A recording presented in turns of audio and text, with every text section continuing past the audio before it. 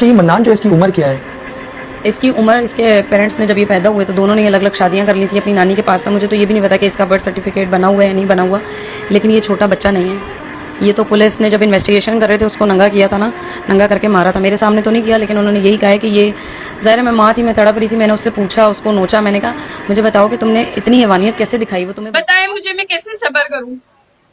مجھے سب لوگ کہہ رہے ہیں کہ آپ صبر کریں. مجھے یہ کہا جا رہا ہے کہ آپ رپورٹ آنے کا صبر کریں, آپ اس تاریخ کا صبر کریں, آپ یہ کریں, آپ وہ کریں. آپ میں سے ایک بندہ میرے ساتھ قبر پہ تو نہیں جاتا نا. آپ میں سے کوئی بھی بندہ, اکیلی سوتی ہوں میں, پہلے اپنی بیٹی کے ساتھ سوتی تھی.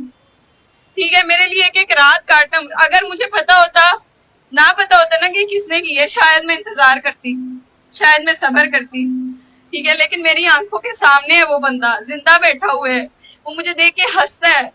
ٹھیک ہے, وہ مجھے دیکھ کے ہنس رہا ہوتا ہے. اور میں کراچی کے علاقے قیوم آباد میں 1.5 سالہ معصوم بچی آئزل کے ساتھ درندگی کرنے والے 17 سالہ عبد المنان کے ساتھ اس وقت جیل میں کیا ہوا ہے, اس کے منہ پر کیسے کیڑے پڑے ہیں اور وہ کس حالت میں ہے, آج کی اس ویڈیو میں آئزل کے ٹاپک پر بات کروں گی. آپ ویڈیو کو اینڈ تک سنیے گا.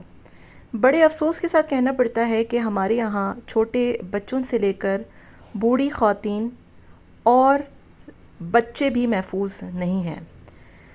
آج جو لوگ آئزل کی والدہ پر سوال اٹھا رہے ہیں, انہوں نے عبد المنان کی ماں کے حوالے سے, یا پھر وہ جس کے ساتھ رہتا تھا اپنی نانی کے ساتھ, اس کے حوالے سے سوالات کیوں نہیں اٹھائے.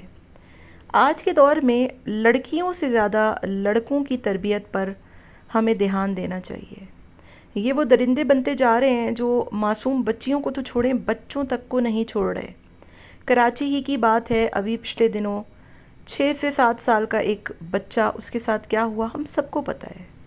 لیکن افسوس کے ساتھ کہنا پڑتا ہے کہ جس طریقے سے سوشل میڈیا پہ آئزل کی والدہ پر تنقید ہو رہی ہے, وہ روتے ہوئے سوال کر رہی ہیں کہ مجھ پر کیوں آپ لوگ تنقید کر رہے ہیں. کوئی بول رہا ہے کہ آپ نے کیوں اس بچی کو فلاں کے ساتھ بھیجا, کوئی بول رہا ہے کہ آپ کیوں جاب کرتی تھیں, کوئی بول رہا ہے کہ آپ نے اپنی بچی کا خیال نہیں رکھا.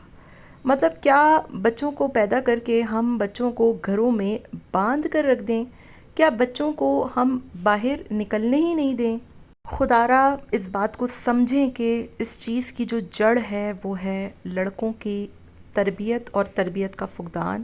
ہم نے بچیوں کی تعلیم پر اتنا زور دیا کہ ہمارے بچے جاہل رہ گئے. بڑے افسوس کے ساتھ کہنا پڑتا ہے کہ آج کل کی جو مائیں لڑکوں کی تربیت کر رہی ہیں, ہر گھر سے عبد المنان ہی نکلنا ہے.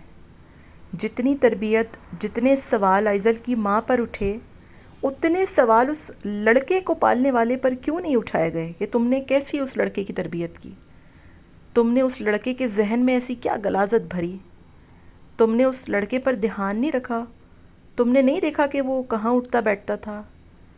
آئزل کی والدہ سے جو ہمیں خبر موصول ہوئی ہے وہ یہی ہوئی ہے کہ وہ لڑکا اپنی نانی کے ساتھ رہتا تھا. اس کے ماں باپ شاید نہیں تھے, اللہ جانے کہاں تھے, پیدا کر کے چھوڑ دیا تھا, یا خود چلے گئے تھے, یا پھر ان کی نانی اس بچے کا خیال نہیں رکھتی تھیں.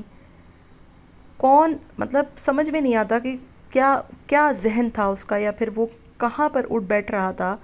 درندگی کا یہ اس کی عالم ہو گیا تھا کہ 1.5 سال کی بچی میں ہوتا کیا ہے. مطلب آپ سوچیں, اس ٹاپک پر میں بات اسی لیے نہیں کی کہ 1.5 سال کی بچی ہے.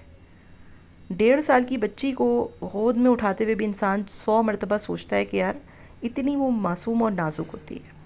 اس وقت درندگی کا نشانہ بنانے والا گھٹیا انسان جیل میں ہے, اور اس سے متعلق جو خبریں موصول ہو رہی ہیں وہ یہ ہو رہی ہیں کہ وہ پاگل ہو چکا ہے, وہ ذہنی طور پر مفلوج ہو چکا ہے, اور اس کی جو حرکتیں ہیں وہ ایسی ہو گئی ہیں کہ وہ اس کی شکل پر انتہا کی نحوست برس رہی ہے.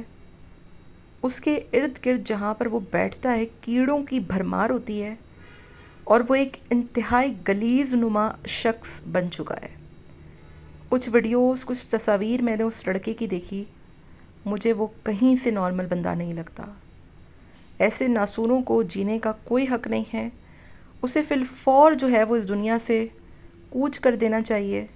اور ایزل کی والدہ جو اتنے دنوں سے ڈیمانڈ کر رہی ہیں کہ انہیں انصاف دیا جائے، ہر چوراہے پر وہ احتجاج کر رہی ہیں، ہر جگہ پر وہ جو ہے وہ سوال اٹھا رہی ہیں کہ ابھی تک اس لڑکے کو کیوں آپ لوگوں نے جہنم واصل نہیں کیا، کیوں آپ نے اس کو سزا نہیں دی. ابھی وہ جیل میں ہے، اس کے جسمانی ریمانڈ ہو رہے ہیں، پھر اس کو اس کے کیسز چلیں گے. میرا خیال ہے کہ ایسے ناسوروں کو، ایسے پاگلوں کو جہنم واصل کر دینا چاہیے.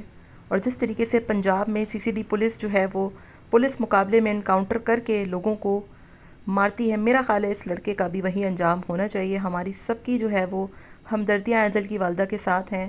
اور جاتے ہوئے بس اتنا کہوں گی کہ اپنی بچیوں کو چھوڑیں، اپنے بیٹوں کی تربیتوں پہ دھیان دیں، کیونکہ درندگی کا نشانہ بنانے والے یہ بیٹے ہی ہوتے ہیں، یہ مرد ہی ہوتے ہیں.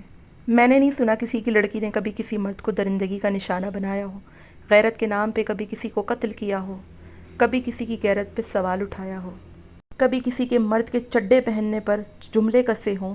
وقت آ گیا ہے کہ بیٹیوں سے زیادہ بیٹوں پر پابندی عائد کی جائے، بیٹوں کی گیدرنگ پر نظر رکھی جائے، رات رات بھر وہ کس ایکٹیویٹیز میں ملوث رہتے ہیں وہ دیکھا جائے.